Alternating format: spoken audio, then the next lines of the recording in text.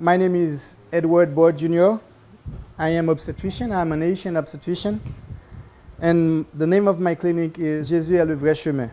And we do maternal care here, and we receive a lot of patients. We do deliveries, and we are planning now to have an operating room to do surgery for the patient with complication and when we have accident, because this is a place where surge care are almost not existent.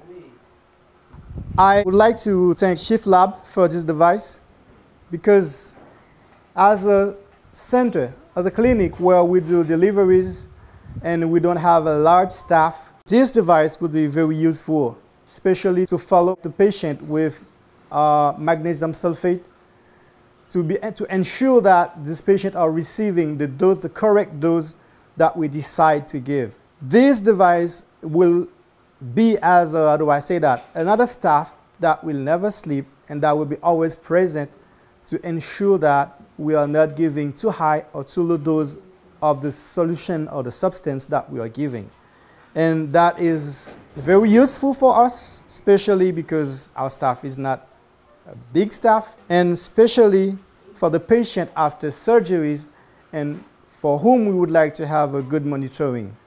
And I recommend that device to anyone who are in the same situation as us.